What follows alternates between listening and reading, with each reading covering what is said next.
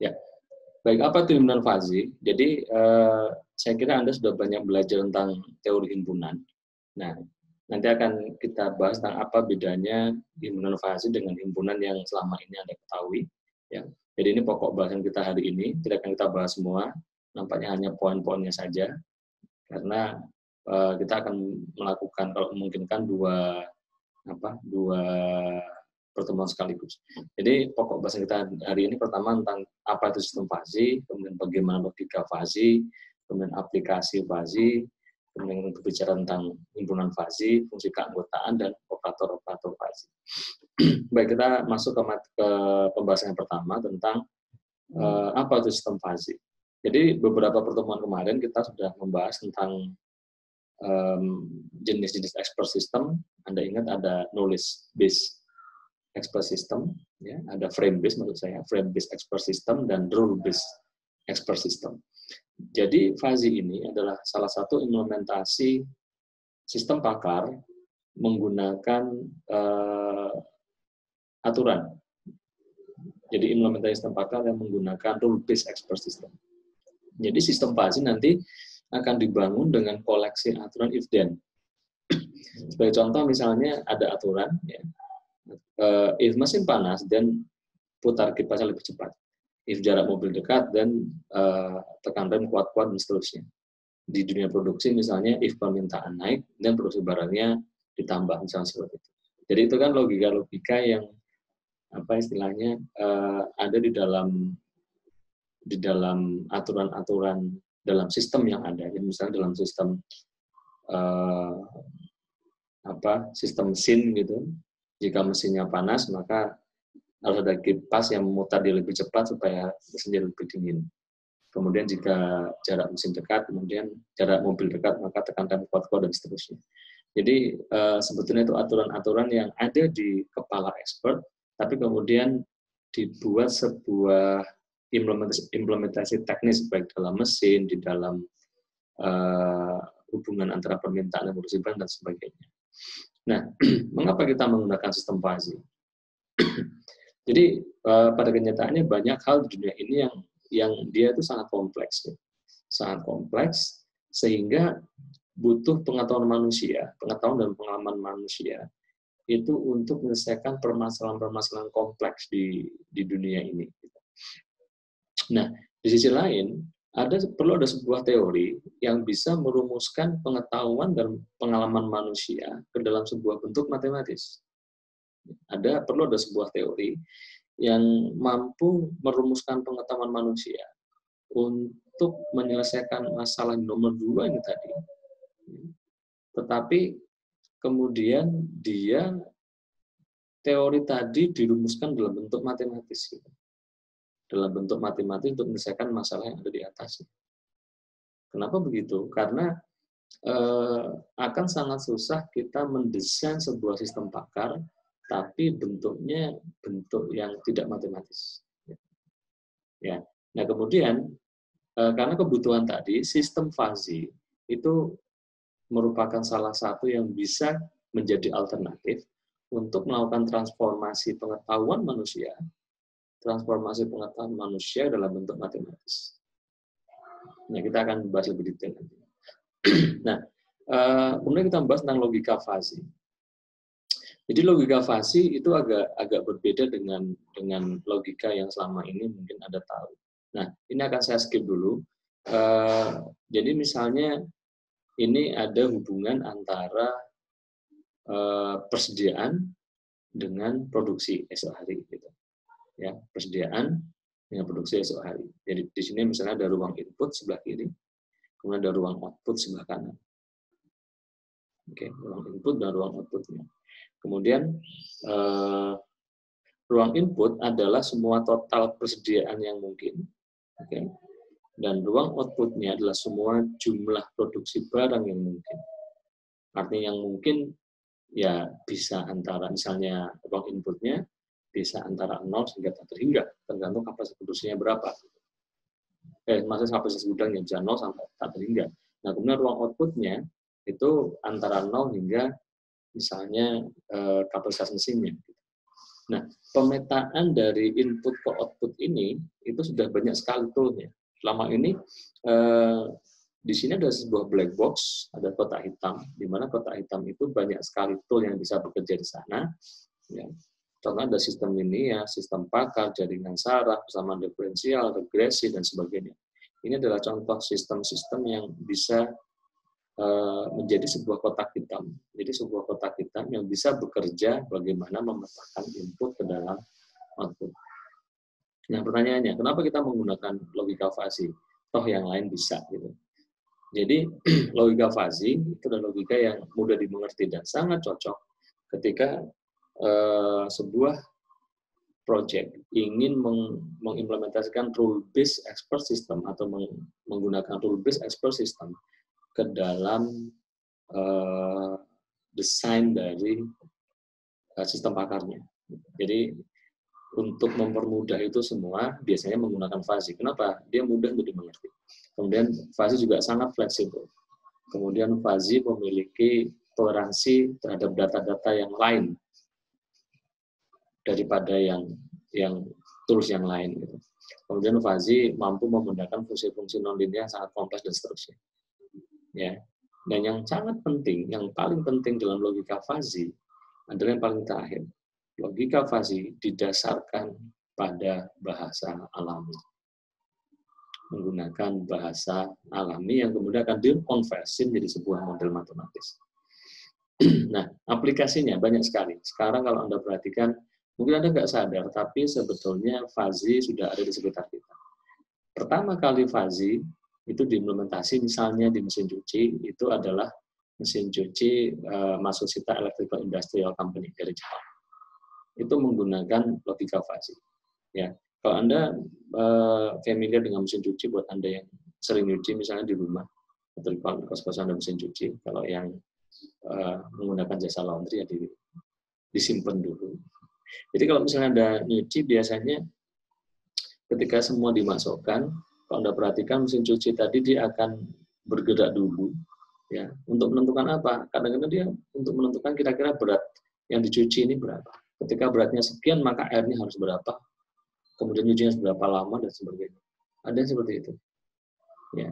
Kemudian transmisi otomatis pada mobil. Ya. Transmisi otomatis pada mobil. Kalau kecepatan sekian, RPM sekian, ya, harus pindah gigi atau enggak misalnya. Kemudian kereta bawah tanah. Ya.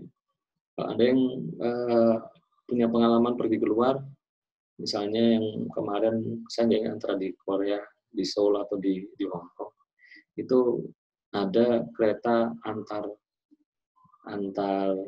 terminal di airport, dia tidak lagi menggunakan driver, gitu. Tidak lagi menggunakan masinis kalau bahasa Indonesia, tapi sudah otomatis menggunakan fuzzy. Nah, juga ilmu kedokteran, biologi, kemudian manajemen, pengambilan keputusan, manajemen basis data bisa menggunakan fuzzy, tata letak menggunakan fuzzy, dan banyak lagi. Bahkan game juga menggunakan fuzzy. Ya, banyak sekali implementasi fuzzy di pengambilan keputusan dan manajemen. Ya, nanti akan kita kasih contoh.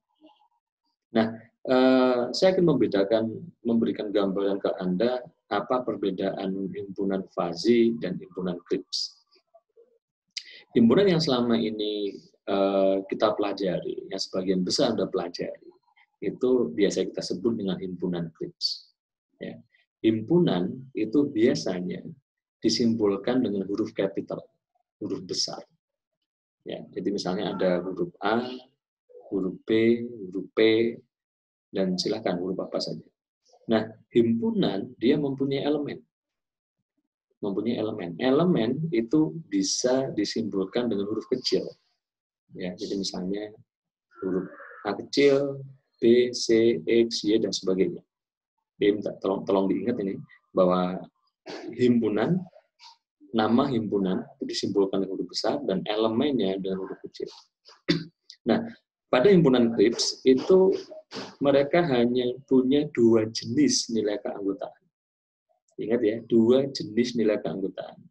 Yaitu 1, ketika nilai keanggotaannya 1, itu berarti anggota himpunan tersebut. Kalau 0, berarti bukan anggota. Contoh, ini misalnya ada himpunan A, ya, di sini ada himpunan B. Oke, di sini ada X, ada Y anggotanya, di sini ada misalnya K, ada L. Oke, jadi kalau dari sini, kan dari peta himpunan ini kita bisa lihat bahwa X itu adalah anggota himpunan A dengan nilai keanggotaan 1. Tapi karena X itu bukan anggota B, maka nilai keanggotaannya 0. Begitu juga K, karena dia anggota himpunan B, maka nilai keanggotaannya 1 di himpunan B. Karena dia bukan anggota himpunan A, maka nilai keanggotaannya 0. Jadi sekali lagi hanya ada 2 jenis. 1 yang merupakan anggota, atau 0 dia bukan anggota. Ya. Tidak bisa dua-duanya. Tidak bisa dua-duanya. Nah, kita lanjutkan. Nah, bagaimana perbedaan himpunan Kripps dan fuzzy? Misalnya diketahui klasifikasi sebagai berikut. Contoh klasifikasi. Misalnya kita berklasifikasi kalau orang muda, ya, orang muda itu kurang dari 35 tahun. Kalau dianggap muda misalnya. Nah, kalau setengah baya, ya, antara 35 hingga 55 tahun. Kemudian yang tua itu lebih dari 55 tahun. Kalau kita bikin grafiknya kira-kira seperti ini.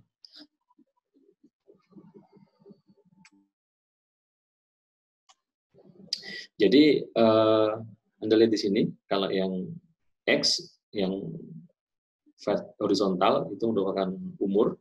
Di sini misalnya 0 sampai 35, kemudian 35 sampai 55, kemudian di atas 55. Ya, jadi kalau orang usia 35 tahun, ya, kalau dari himpunan Kripps, maka dia masuk setengah baya. 35 tahun masuk setengah baya dengan nilai keanggotaan 1. Tapi yang usia 34 tahun, dia tidak masuk setengah baya, artinya nilai keanggotaannya 0. Orang yang umur 55 tahun, ya, termasuk anggota setengah baya, dengan nilai keanggotaan 1, dan 56 tidak masuk setengah baya, dengan nilai keanggotaan 0. Ya, Anda bayangkan umur 34 tahun, 360 hari, gitu, sama 35 tahun lebih sehari, sudah beda kategorinya. Ini sudah masuk ke setengah baya, yang satunya masih masuk muda. Nah, itu Kripps. Artinya, satu elemen hanya bisa masuk ke satu himpunan. Ya, artinya, atau nilai keanggotaannya, kalau kita bilang, hanya ada nilai keanggotaan 0 atau 1.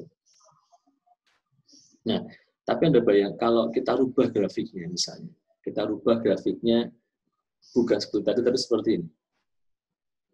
Dan kita rubah seperti ini. Jadi, orang yang umurnya 35 tahun di sini, makanya, dia bisa masuk setengah baya, tapi nilai keanggotaannya tidak 1, Anda lihat. 0,5. Nilai keanggotaan 0,5. Umur 45 tahun, masuk himpunan setengah baya, dengan nilai keanggotaan 1. 55 tahun juga masuk setengah baya, dengan nilai keanggotaan 0,5. 25 tahun tidak masuk setengah baya, tapi karena nilai keanggotaannya 0. Artinya ketika kita merubah grafiknya, ya, nilai keanggotaan akan bisa berubah juga. Jadi itu bedanya himpunan Kripps dan fuzzy sekali lagi. Jadi kalau Kripps nilai keanggotaannya hanya 0 dan 1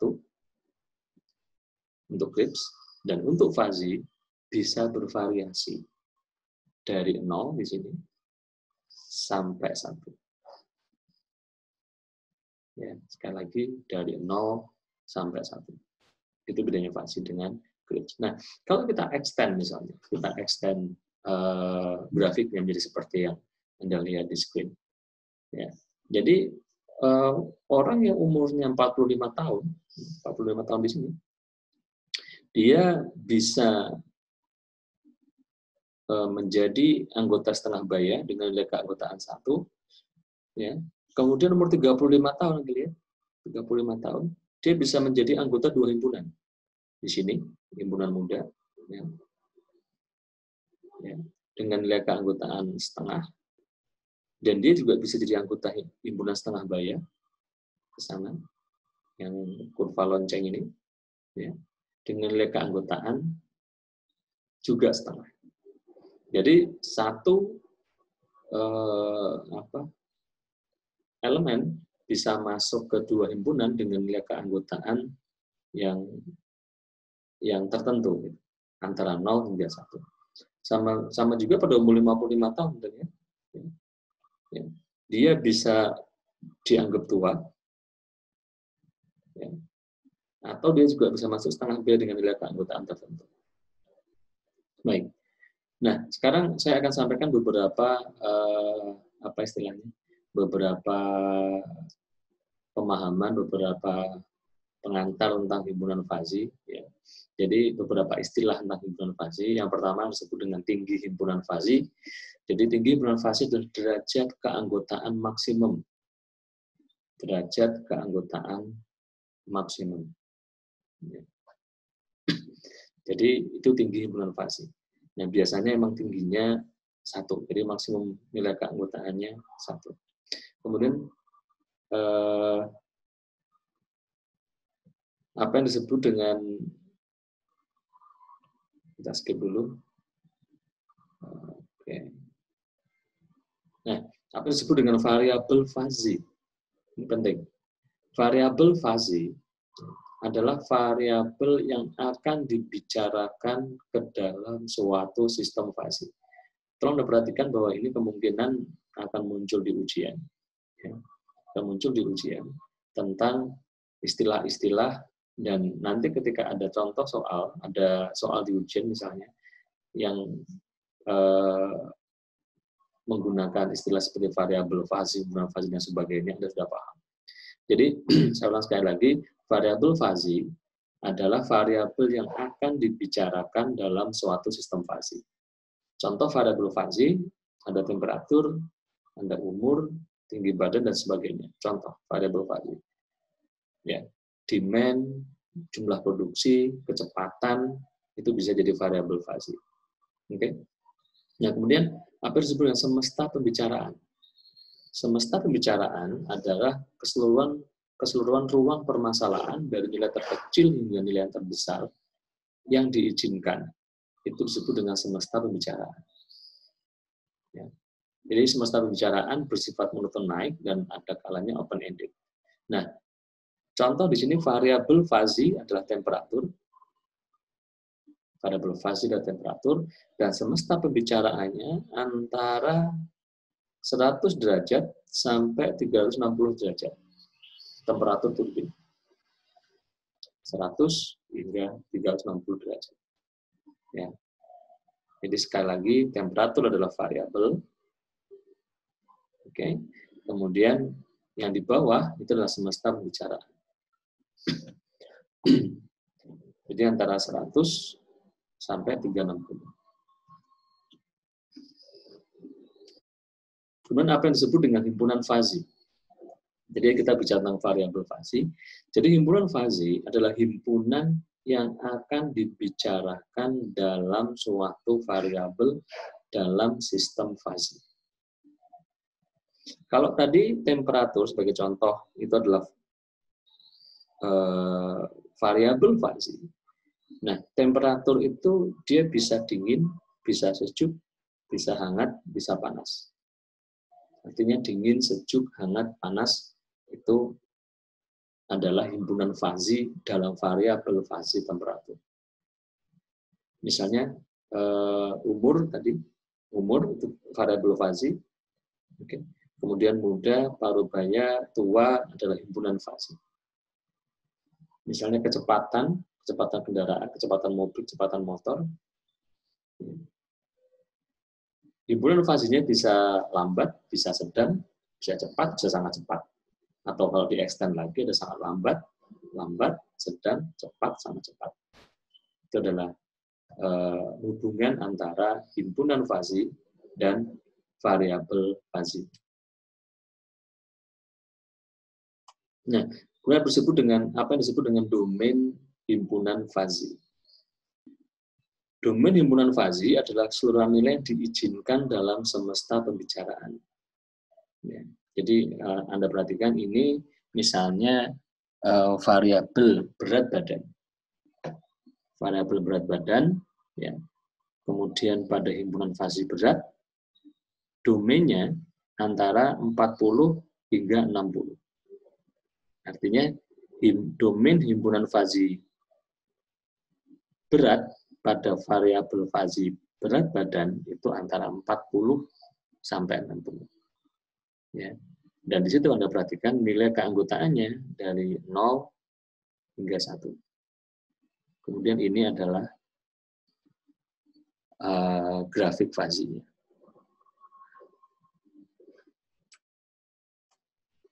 Kemudian domain himpunan fuzzy, misalnya kita kasih contoh yang agak kompleks gitu.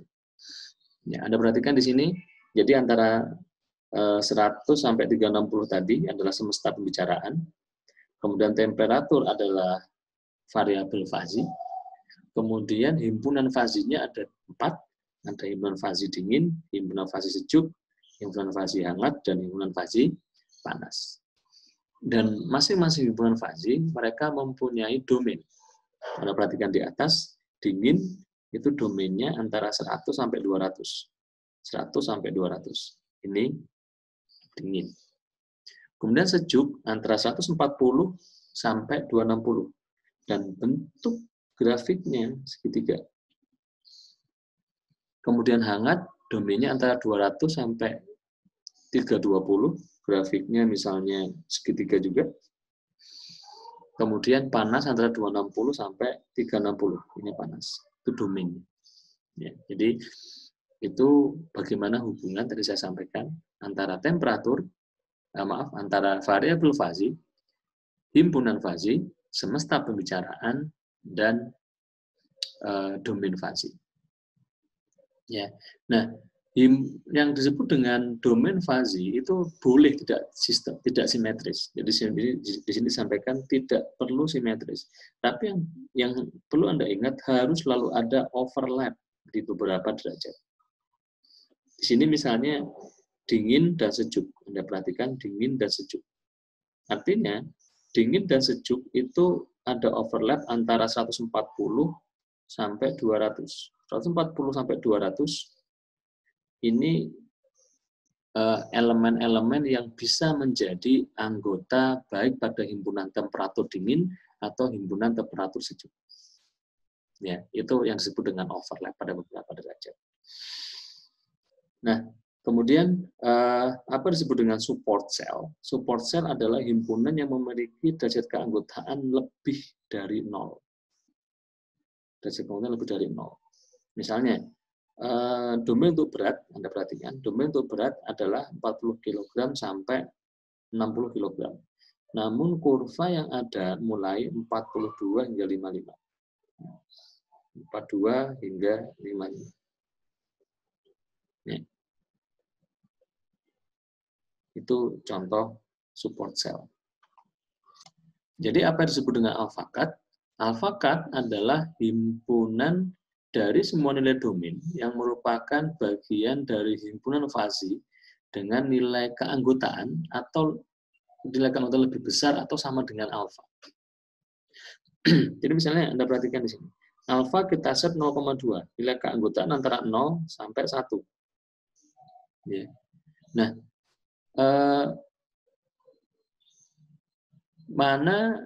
himpunan mana yang nilai keanggotaannya lebih dari alpha-cut? Lebih dari 0,2. Ini misalnya harusnya ini begini, grafiknya begini, kemudian turun sampai ke 40 misalnya.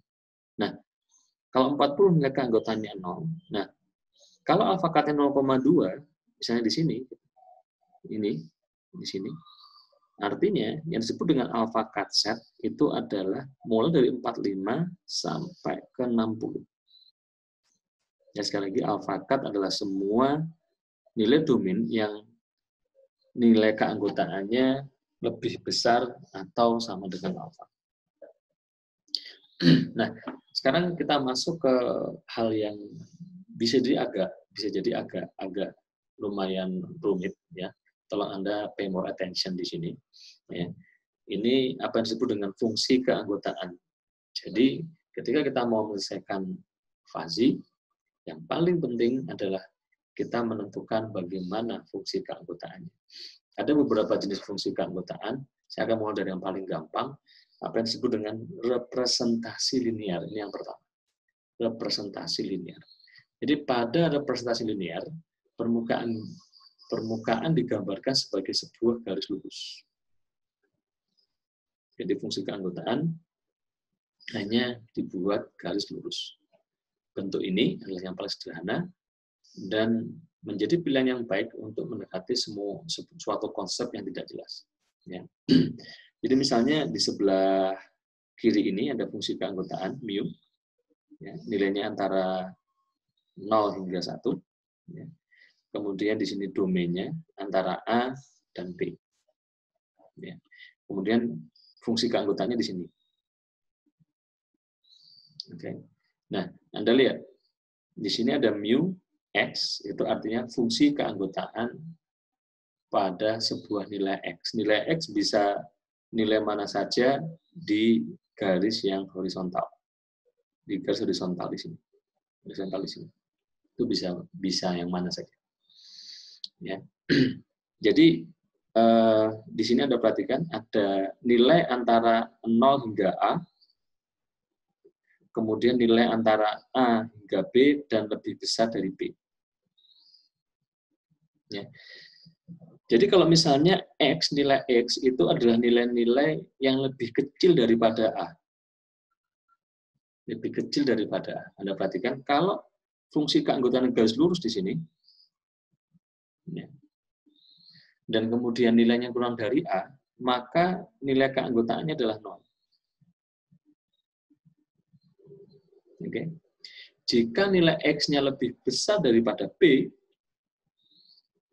lebih besar daripada B di sini, maka nilai keanggotaannya 1.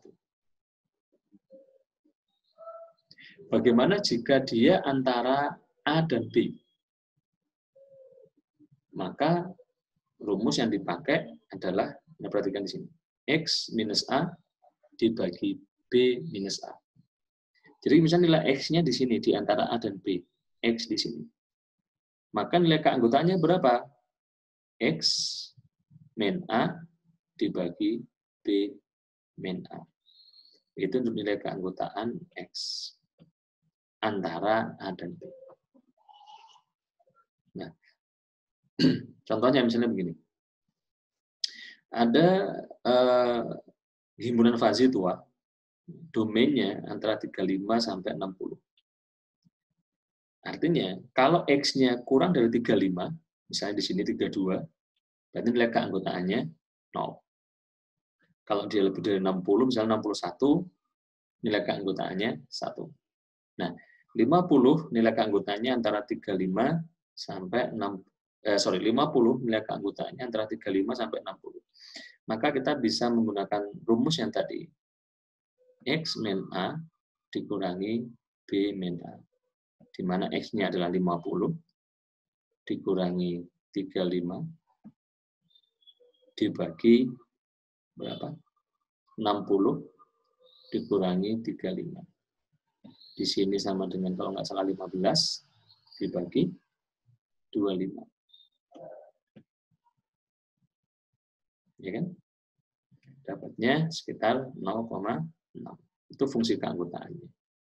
Ya maaf, nilai keanggotaannya. Jadi pada grafik ini nilai keanggotaan umur 50 tahun itu adalah 0,6 pada fungsi keanggotaan linear. Nah, kemudian apa disebut dengan kurva segitiga. Kurva segitiga secara konsep mirip dengan garis lurus tadi. Ya.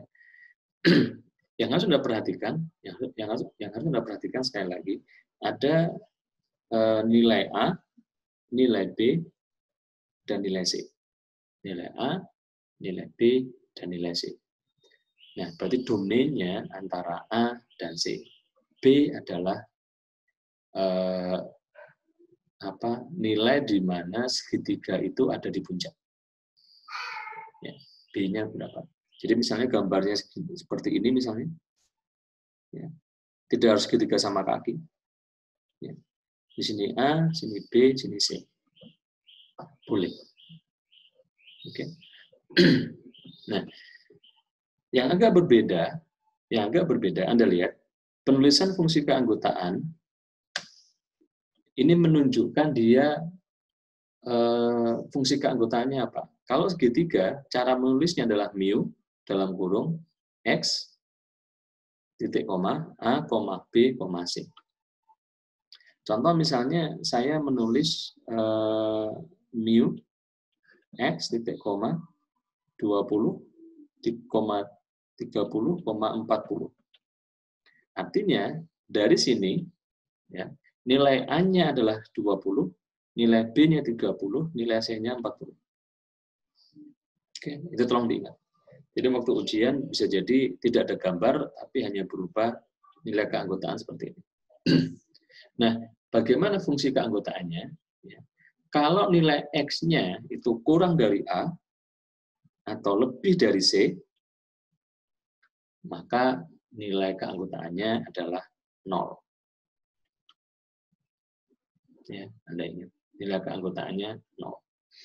Nah, kalau antara A dan B itu sama dengan linear tadi, tapi linear naik.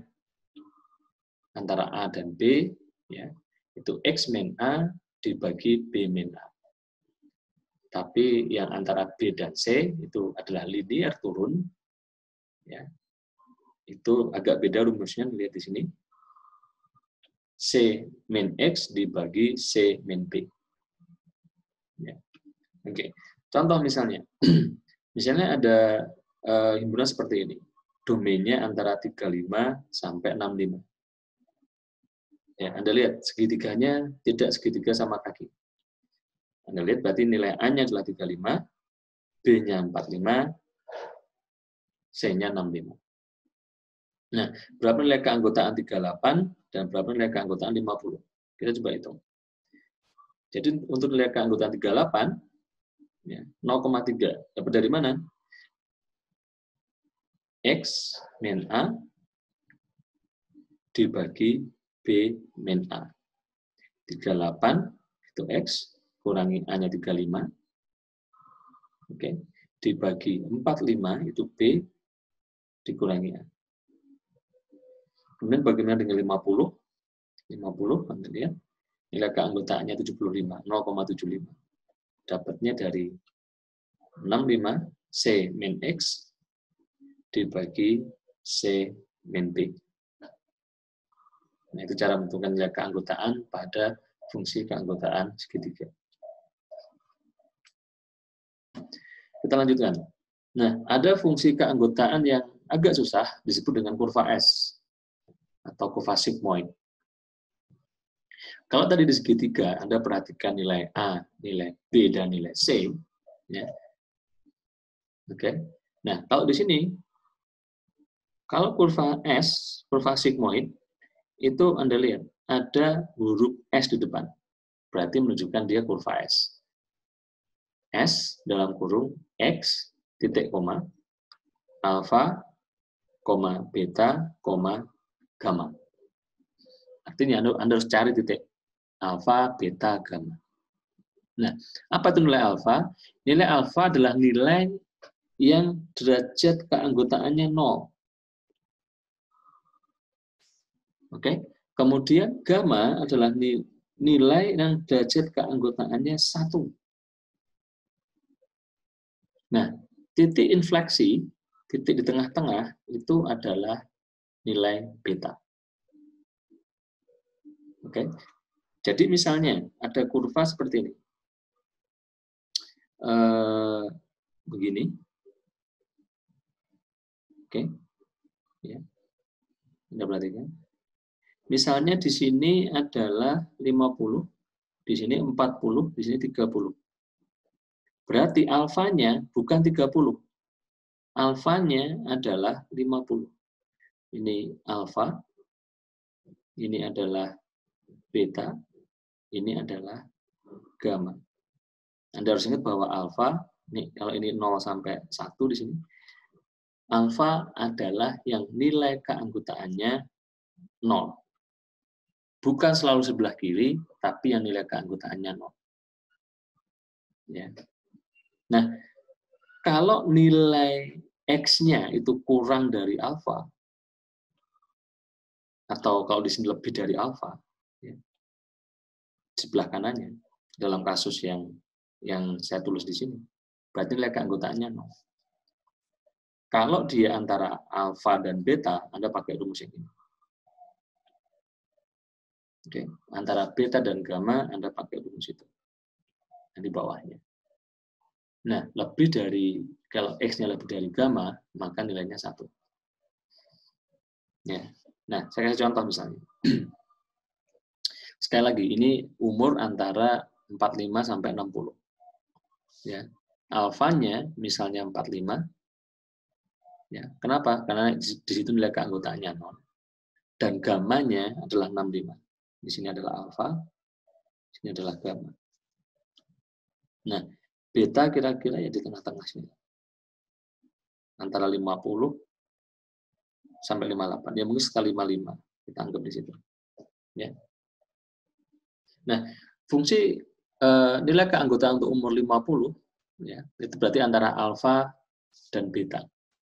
Beta misalnya di sini. Ya. Berarti Anda pakai rumus antara alfa dan beta, kemudian antara beta dan gamma, itu 58 misalnya, untuk mencari derajat keanggotaan 58. Nah, itu contoh kurva S. Nah, ini yang tadi saya sampaikan, ada kurva S yang turun. Tadi kurva S naik, nah sekarang kurva S turun. Ya, ada kurva S turun. Jadi alfanya sekali lagi adalah 45, karena alfa selalu yang nilai keanggotaannya 0. Kemudian gammanya 25, ini alfa, ini gamma. Kemudian tengah-tengahnya misalnya C, di sini ada 35, ini misalnya beta. Ya, berarti untuk 40, Anda cari yang rumus antara alfa dan beta. 32, Anda cari cari derajat keanggotaan pada range antara beta dan gamma. Nah, itu 32 derajat keanggotaannya. Ya, kemudian ini 40. Oke. Nah, yang terakhir adalah disebut dengan kurva V. Kurva V itu biasanya adalah kombinasi dari dua kurva S. Kurva S naik dan kurva S turun. Kalau di kurva S, ya, Anda harus ingat apa itu alfa, apa itu beta, apa itu gamma. Nah, kalau kurva V, Anda lihat simbolnya adalah V. Kemudian X, beta, gamma. Ya. Apa itu beta? Beta adalah lebar. Lebar antara maksimum dan minimum dan maksimum dibagi 2. Ini dan ini sama. Itu beta. Nah, titik pusatnya itu gamma. Nah, kalau X-nya lebih X-nya kurang dari atau sama dengan gamma di sini. Kalau gamma di sini kan, berarti daerah ini, maka Anda pakai rumusan atas. Oke. Kalau X-nya lebih besar gamma di sini, ya, maka pakai rumus yang bawah. Oke. Di luar itu, berarti kalau X-nya di sini atau sebelah kiri, berarti nilainya 0. Ya. Yang sudah ingat ininya, penulisannya, kurva V. Nah, contohnya misalnya begini. Ya, ini domainnya antara 35 sampai 55. Ya. Kemudian tengah-tengahnya Ini adalah gamma. Jadi di sini adalah gamma. Betanya Anda lihat di sini. 45 sampai 55. Berarti betanya 10. Di sini 10. Oke. Nah, derajat keanggotaannya kalau untuk 43 itu sekian. Anda pakai rumus yang antara X yang kurang dari gamma. Kemudian yang untuk 52 Anda pakai rumus X yang lebih dari gamma. Ya. Tolong itu diperhatikan.